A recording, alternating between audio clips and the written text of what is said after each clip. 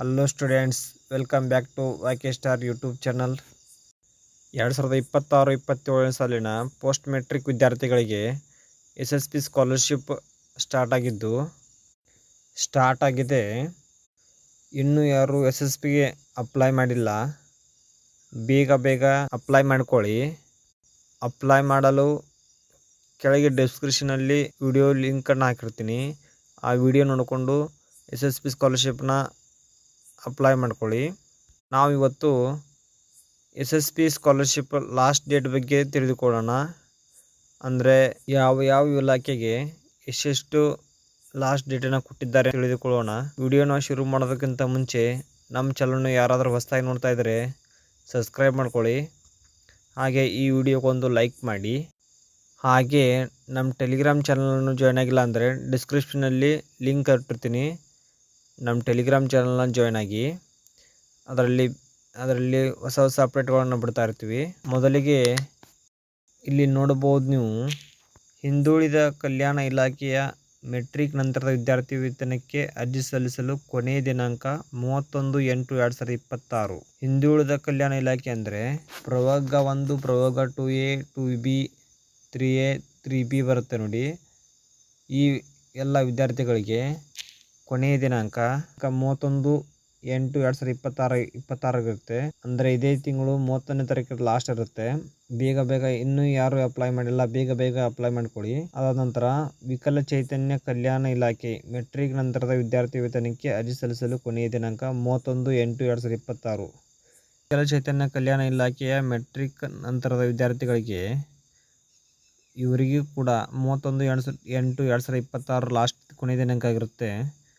ಮತ್ತು ಪರಿಶಿಷ್ಟ ಪಂಗಡದ ಕಲ್ಯಾಣ ಇಲಾಖೆ ಮೆಟ್ರಿಕ್ ನಂತರದ ವಿದ್ಯಾರ್ಥಿ ವೇತನಕ್ಕೆ ಅರ್ಜಿ ಸಲ್ಲಿಸಲು ಕೊನೆಯ ದಿನಾಂಕ ST ವಿದ್ಯಾರ್ಥಿಗಳಿಗೆ ಕೂಡ 31/8/2026 ಇರುತ್ತೆ. ಅದಾದ ನಂತರ ಅಲ್ಪಸಂಖ್ಯಾತರ ಕಲ್ಯಾಣ ಇಲಾಖೆಯ ಮೆಟ್ರಿಕ್ ನಂತರದ ವಿದ್ಯಾರ್ಥಿ ವೇತನಕ್ಕೆ ಅರ್ಜಿ ಸಲ್ಲಿಸಲು ಕೊನೆಯ ದಿನಾಂಕ 31/9/2026 ಆಗಿರುತ್ತೆ. ಅಂದರೆ ಅಲ್ಪಸಂಖ್ಯಾತರಂದರೆ ಮುಸ್ಲಿಮರು ಮತ್ತು ಕ್ರಿಶ್ಚಿಯನರು, ಸಿಖ್ಖರು, ಜೈನರು, ಬೌದ್ಧರು, ಪಾರ್ಸಿಯರು ಬರ್ತಾರೆ. ಇವರಿಗೆಲ್ಲ, ಈ ಸಮಾಜದವರಿಗೆಲ್ಲ 30/9/2026 ಕೊನೆಯ ದಿನಾಂಕ ಆಗಿರುತ್ತೆ. ಇನ್ನೂ ಯಾರು ಅರ್ಜಿ ಸಲ್ಲಿಸಿಲ್ಲ, ಅರ್ಜಿ ಸಲ್ಲಿಸಿ. ಅದಾದ ನಂತರ ಸಮಾಜ ಕಲ್ಯಾಣ ಇಲಾಖೆಯ ಮೆಟ್ರಿಕ್ ನಂತರದ ವಿದ್ಯಾರ್ಥಿ ವೇತನಕ್ಕೆ ಅರ್ಜಿ ಸಲ್ಲಿಸಲು ಕೊನೆಯ ದಿನಾಂಕ 31/1/2027 ಆಗಿರುತ್ತೆ. ಸಮಾಜ ಕಲ್ಯಾಣ ಇಲಾಖೆ ಅಂದರೆ ಸಮಾಜ ಕಲ್ಯಾಣ ಎಲ್ಲ ಅಭ್ಯರ್ಥಿಗಳಿಗೆ ಅಂದರೆ SC ವಿದ್ಯಾರ್ಥಿಗಳಿಗೆ 31/1/2027 ಕೊನೆಯ ದಿನಾಂಕ ಆಗಿರುತ್ತೆ.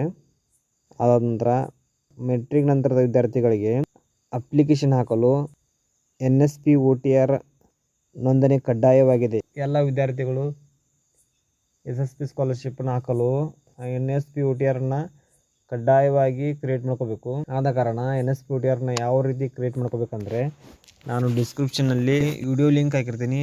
ಆ ವಿಡಿಯೋ ನೋಡಿಕೊಂಡು NSP OTR ನಂಬರನ್ನು ಕ್ರಿಯೇಟ್ ಮಾಡ್ಕೊಳ್ಳಿ. ಇನ್ನೂ ಯಾರು ಅಪ್ಲಿಕೇಶನ್ ಹಾಕಿಲ್ಲ, ಬೇಗ ಅಪ್ಲಿಕೇಶನ್ ಹಾಕ್ಕೊಳ್ಳಿ. ಅದಾದ ನಂತರ ಲಾಸ್ಟ್ ಡೇಟನ್ನು ಎಕ್ಸ್ಟೆಂಡ್ ಏನಾದರೂ ಮಾಡಿದರೆ ನಮ್ಮ ಟೆಲಿಗ್ರಾಮ್ ಚಾನಲಲ್ಲಿ ಅಪ್ಡೇಟ್ ಮಾಡಿರ್ತೀನಿ. ನಮ್ಮ ಟೆಲಿಗ್ರಾಮ್ ಚಾನಲ್ ಯಾರಾದರೂ ಜಾಯ್ನ್ ಆಗಿಲ್ಲ ಅಂದರೆ ಟೆಲಿಗ್ರಾಮ್ ಚಾನಲ್ಗೆ ಜಾಯ್ನ್ ಆಗಲು ಡಿಸ್ಕ್ರಿಪ್ಷನಲ್ಲಿ ಲಿಂಕ್ ಹಾಕಿರ್ತೀನಿ. ಅದರ ಮೂಲಕ ಜಾಯ್ನ್ ಆಗ್ಬೋದು. ಅದಾದ ನಂತರ ಏನಾದರೂ ಡೌಟ್ಸ್ ಇದ್ದರೆ ಕಮೆಂಟಲ್ಲಿ ಕಮೆಂಟ್ ಮಾಡಿ. ನಮ್ಮ ವಿಡಿಯೋನಾದರೂ ನಿಮಗೆ ಹೆಲ್ಪ್ಫುಲ್ ಅನಿಸಿದರೆ ಸಬ್ಸ್ಕ್ರೈಬ್ ಮಾಡ್ಕೊಳ್ಳಿ.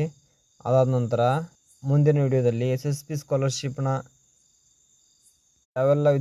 ಯಾವೆಲ್ಲ ವಿದ್ಯಾರ್ಥಿಗಳಿಗೆ ಎಷ್ಟೆಷ್ಟು ಅಮೌಂಟ್ ಜಮಾ ಆಗುತ್ತೆ ಅನ್ನೋದನ್ನು ಡೀಟೇಲ್ಸ್ ಆಗಿ ತಿಳಿಸ್ಕೊಡ್ತೀನಿ ಮುಂದಿನ ವಿಡಿಯೋದಲ್ಲಿ.